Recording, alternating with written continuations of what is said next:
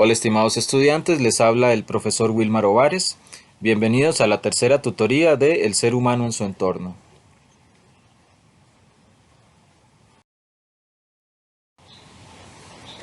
La asignatura tiene un valor de 3 créditos universitarios y requiere una dedicación mínima de 135 horas por cuatrimestre para el estudio de los contenidos y llevar a cabo las actividades evaluadas. Se les recuerda la importancia para todo curso de la UNED de consultar la orientación académica en donde vienen las indicaciones tanto para contacto con la cátedra como sobre las generalidades de la asignatura. Además, el estudiante cuenta con su plataforma de estudio en estudiauned.ac.cr y los contenidos que vamos a estar viendo hoy son los del tercer módulo del libro El ser humano en su entorno del autor Julián Monge Nájera.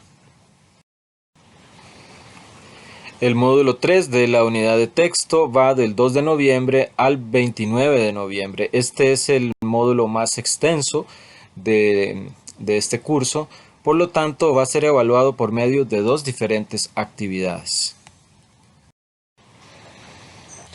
Las dos actividades correspondientes a este módulo van del 9 al 15 de noviembre, la tercera, con un 25% de la nota, y del 23 al 29 de noviembre, la cuarta actividad. Así que en este módulo se evalúa la mitad de la nota total. Se les recuerda la importancia de subir esta información al entorno estudiantil en formato PDF.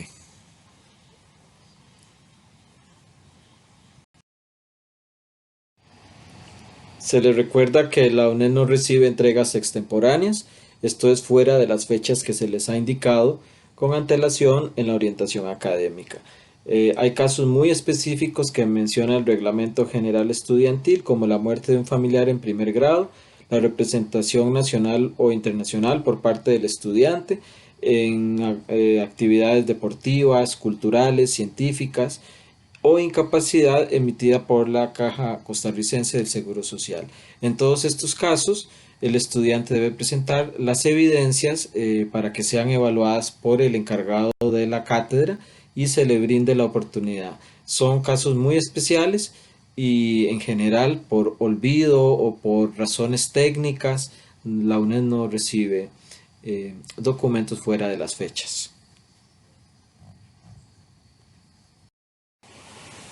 En caso de ser necesario, los estudiantes pueden contactar al encargado de la cátedra, don Alan Fernández, al teléfono 2202-1803 y al correo ajfernandez@uned.ac.cr. Además, se les recuerda la importancia de interactuar en caso de ser necesario como primera opción con sus respectivos profesores por medio del foro de dudas y consultas o el correo interno de la plataforma.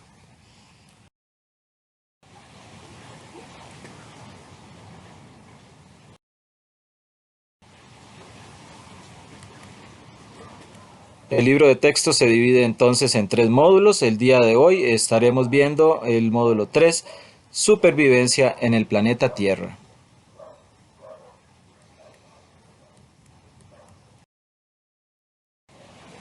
Este módulo cuenta con 4 subtemas, como lo son la evolución, la sociobiología, el desarrollo sostenible y la bioética. Es importante que el estudiante, como siempre, haga sus apuntes en el libro, identifique dónde están estos subtemas y las diferentes partes que los componen. Algunos de los conceptos clave incluidos en este módulo incluyen adaptación, alopatría, simpatría, convergencia, selección natural y otros, algunos de los cuales vamos a ir describiendo a lo largo de esta presentación.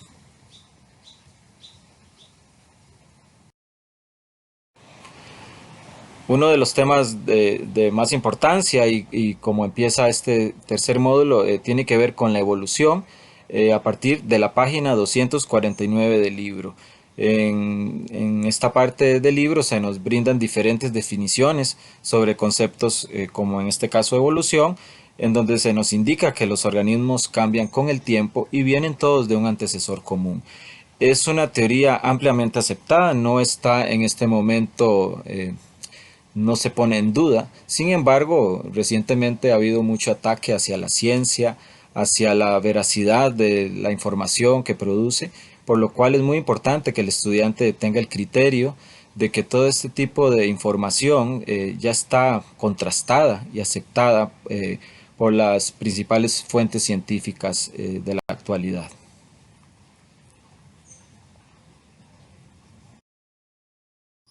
Revisamos entonces conceptos generales sobre la evolución, en este caso la teoría de la evolución orgánica nos indica que los organismos vienen de un ancestro común. Hay un lobby contrario a esto, pero no es científico, es un lobby creacionista muy fuerte sobre todo en Norteamérica, financiado por congregaciones religiosas con amplio poder económico. Sin embargo, estos conceptos no están al mismo nivel científico, ya que el alegato creacionista es muy débil en cuanto a pruebas y evidencias científicas y tiene que ver más con aspectos de la religión.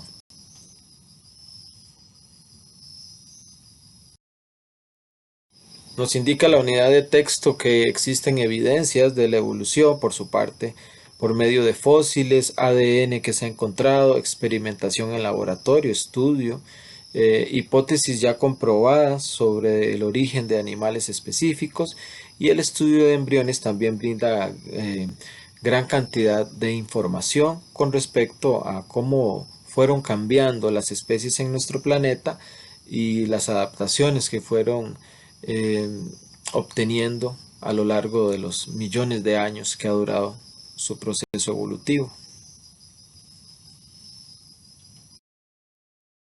Hay diferentes tipos de evolución.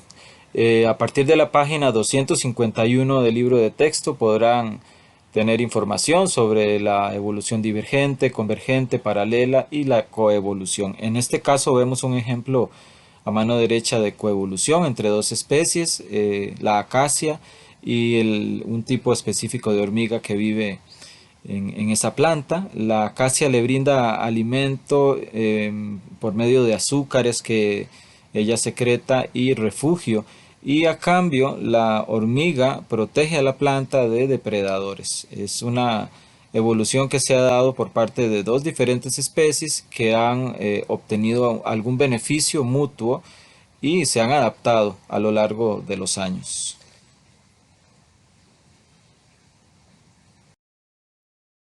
Dentro de los mecanismos con que cuenta la evolución para llevarse a cabo, uno muy interesante es la alopatría, y es cuando de una misma especie quedan aisladas poblaciones en lugares diferentes. Aquí vemos nuestro mono tití a la izquierda y un mono tití de la zona de la Amazonía. Posiblemente zonas anegadas como el tapón del Darién o algunas zonas específicas en algún momento dado hicieron que dos poblaciones de un ancestro común quedaran aisladas y poco a poco fueron evolucionando hasta convertirse en dos especies diferentes que ya no se podrían cruzar.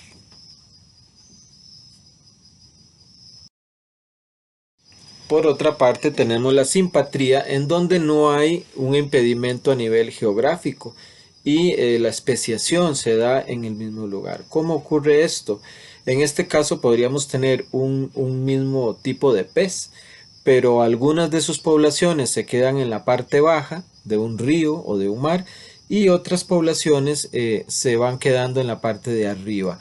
Por adaptación y por alimentación podrían ir cambiando de color, unos más azules, los que viven en la parte más azul del océano, y unos más rojizos, que posiblemente comen organismos o se esconden entre el lodo y van también recibiendo algún tipo de coloración por este motivo.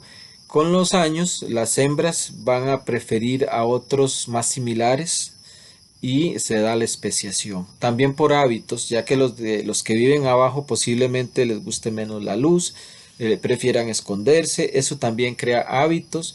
En cambio los de arriba puede que sean más rápidos. Las hembras en este caso van a preferir entre más rápido sea, entre más azul sea mejor, y poco a poco se va dando la especiación en un lugar geográfico que sería el mismo, pero en zonas diferentes del río, del lago o del mar.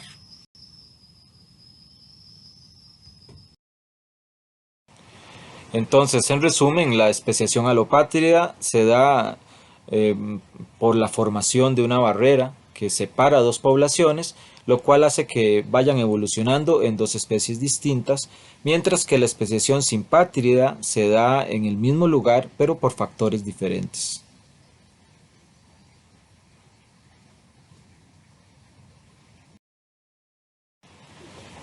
Es interesante notar que si bien se relaciona mucho evolución con la ley del más fuerte, muchas veces no es solo por una fortaleza física o belleza o algo así, sino por suerte. Muchas veces, por ejemplo, como pueden ver a mano izquierda, si el ambiente es oscuro, es muy posible que una mariposa de un color similar al de las rocas o de los troncos tenga más posibilidades de sobrevivir, ya que los depredadores no la ven. Una que sea muy clara y que llame mucho la atención va a ser más fácil de identificar, y esos genes poco a poco se podrían ir perdiendo, ya que no tienen igual tasa de sobrevivencia y por lo tanto de reproducción. Lo mismo en el caso derecho. En este caso, más bien, la adaptación de ser oscura o negra en ese contexto no le ayuda. Sin embargo, especies que han podido desarrollar algún tipo de mimetismo para refugiarse y parecerse a los troncos de los árboles o a las rocas, igualmente podrían tener mayores posibilidades de sobrevivencia.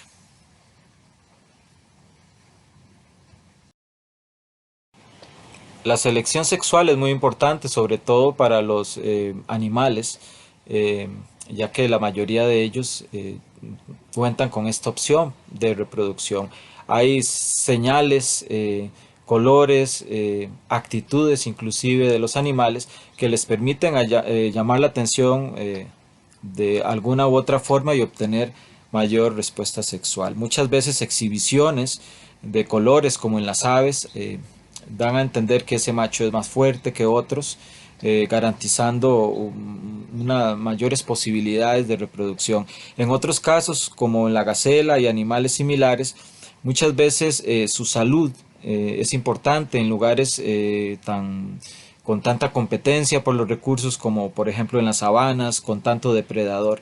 Muchas veces ellos brincan para demostrarle a los depredadores que no son el más débil, ya que los depredadores usualmente van a querer hacer el menor esfuerzo posible, por lo tanto suelen buscar animales enfermos o viejos o más bien bebés. Pero un macho adulto o una hembra incluso en algún momento podría realizar algún tipo de actividad para dar a entender de que no es tan fácil cazarlos. Eso también tiene que ver con la obtención de alguna gratificación sexual por parte de las hembras, sobre todo cuando los machos se retan y hacen algún tipo de competencia para ser observados.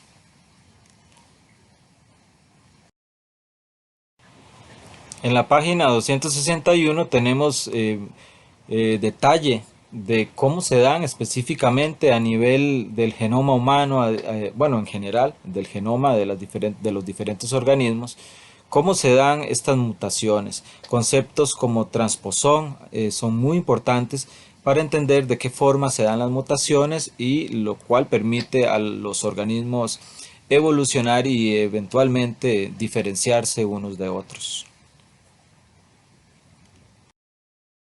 Otro de los temas más importantes en este módulo es la evolución de el ser humano, específicamente desde el Australopithecus hasta lo que es el Homo sapiens de la actualidad, pasando por nuestros primos hermanos los Neandertal, cuyas evidencias fósiles dejan saber que eran homínidos, eran como nosotros, pero tenían una constitución diferente. Eh, Hay mucho que se ha dicho al respecto, si son los humanos quienes los eliminaron o fueron enfermedades u otro tipo de situaciones. Lo que sí se sabe es que sí eran muy similares a nosotros en muchos aspectos, incluyendo, por ejemplo, la costumbre de depositar flores en la tumba de un ser querido.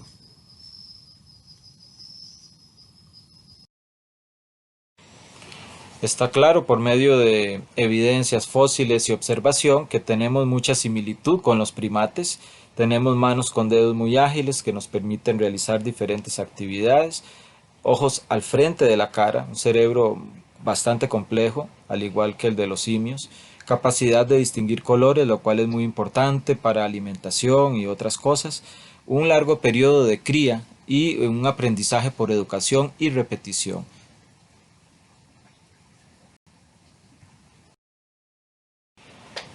¿Hay entonces algún tipo de lobby creacionista, sobre todo en los Estados Unidos de Norteamérica, por parte de algunas entidades religiosas, sobre todo protestantes, que van en contra de la evolución? Es muy importante recordarle a los estudiantes que el creacionismo no es creer en Dios. Creer en Dios es una creencia personal y muchas personas que creen en Dios también pueden ver las evidencias de la evolución y entender cómo funciona.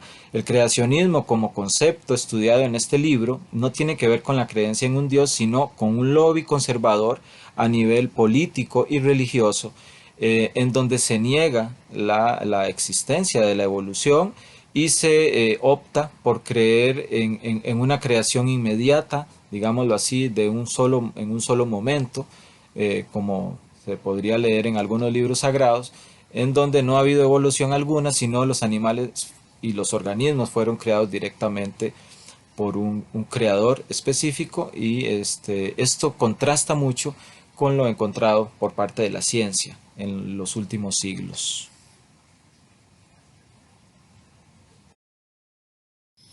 Otros conceptos de gran relevancia en este módulo para comprender también ya cómo funciona la parte sociobiológica es por qué se dan tendencias en el ser humano como el altruismo, la guerra, la homosexualidad, el racismo, etcétera.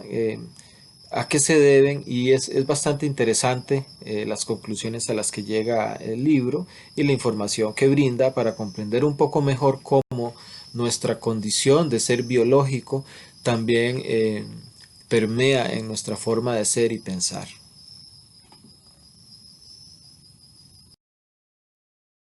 Uno de los conceptos que se estudia en este módulo es el de racismo, de gran importancia en la actualidad, en donde también se nos indica que la Organización de las Naciones Unidas ya desde los años 60 eh, tiene sus enunciados al respecto, en donde se indica que el ser humano viene de una sola especie, no hay varias especies, las razas son simplemente diferentes colores del ser humano, pero todos provenimos del Homo sapiens.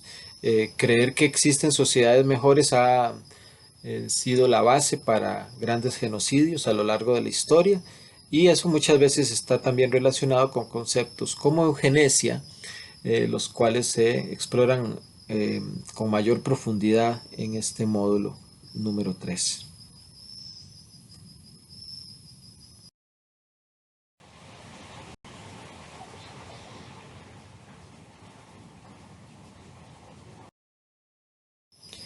Y ya entrando en aspectos más ecológicos, de comprensión de cómo funcionan los ecosistemas en el planeta, se nos da una organización que ustedes van a poder observar a mayor profundidad en esta unidad didáctica, en donde vemos que hay tres niveles de organización o jerárquicos.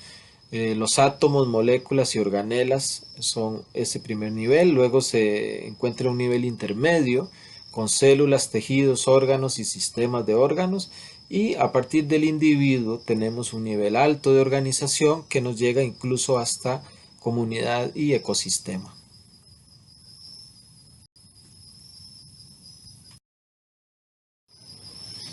Un ecosistema es un sistema en donde todo está en un lugar específico, todos los elementos son importantes.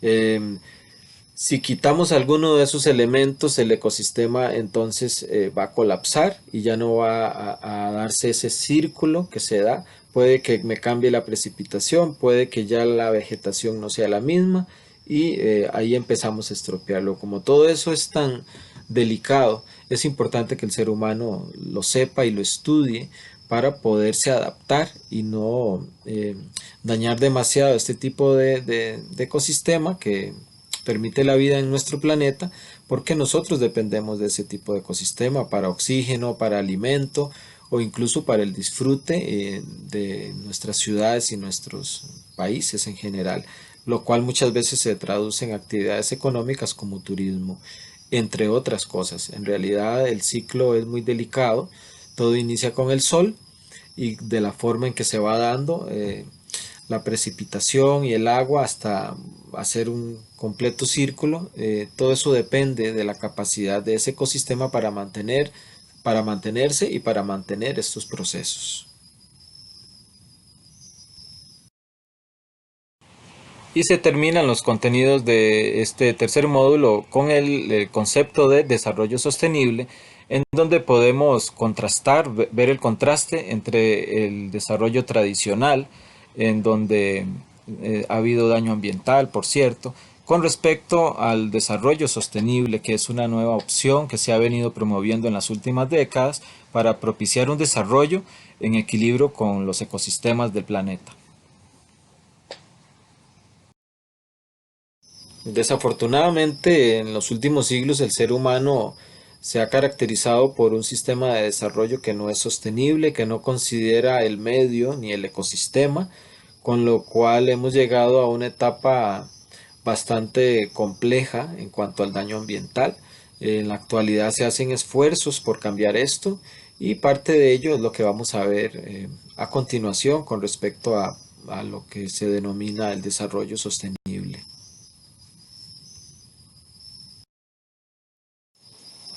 El viejo desarrollo hace necesario que el ser humano se replantee cuál es su función en el planeta y de qué forma podemos seguir creciendo y desarrollándonos sin afectar no solo nuestros propios recursos, que ya los necesitamos, sino a los demás organismos que comparten con nosotros el planeta. Las alteraciones ambientales, como podemos ver en estas imágenes, que han sido parte de la historia de la humanidad, han cambiado totalmente los ecosistemas del planeta y ya en la actualidad nos presentan situaciones de, por ejemplo, salubridad por no haber sabido manejar esos ecosistemas en su momento. En la imagen vemos a mano izquierda una proyección de la antigua ciudad de México, Tenochtitlán, en México, la cual estaba ubicada en medio de un lago en el centro del Valle de México, un ecosistema muy rico que les permitió llegar a ser la capital de un gran imperio. Posterior a esto llegan los españoles, inician un proceso de conquista y colonización con un sentido europeo que no consideraba ese equilibrio que quizás los indígenas sí tenían más claro. Y hoy en día en ese mismo lugar se encuentra la Ciudad de México, una de las más grandes, también una de las que tiene mayores problemáticas ambientales, y eso es solo un ejemplo de cómo el ser humano puede llegar a destruir un ecosistema muy rico y sustituirlo por algo que no es sostenible. Hoy en la actualidad la Ciudad de México tiene graves problemas no solo de agua, sino de que es una ciudad que poco a poco se va hundiendo ya que se encuentra en el lecho de un lago. Para evitar que el planeta siga teniendo este tipo de problemática ambiental, las Naciones Unidas promueven los Objetivos de Desarrollo Sostenible. Eso viene también en este tercer módulo para que lo estudien con más detenimiento, ya que hoy en día las organizaciones, los países, las instituciones deben apegarse a trabajar en alguno o en algunos de estos objetivos, especialmente cuando sean proyectos para la solución de alguna problemática. Es importante que sean transversales con los objetivos de desarrollo sostenible propuestos, que van desde la erradicación de la pobreza y el erradicar el hambre, hasta cuestiones ya más ambientales, como el agua limpia, mejorar la vida submarina y la vida terrestre, trabajar por la acción climática y obviamente también es importante para obtener equilibrios la cuestión social como una educación de calidad o una igualdad de género para que tanto hombres como mujeres se puedan desarrollar al mismo nivel o minorías también, etcétera. En general los objetivos de desarrollo sostenible son armas que tienen los países en la actualidad para dirigir sus pasos hacia un mejor futuro sin dilapidar sus recursos eh, biológicos tan rápidamente y pues permitir que se sigan dando los procesos que originan la vida en el planeta. Y bueno, ya vamos terminando, les dejamos con esta cita, este pensamiento del poeta nicaragüense Ernesto Cardenal, quien nos indica que somos polvo de estrellas. Es parte de su libro Canto Cósmico.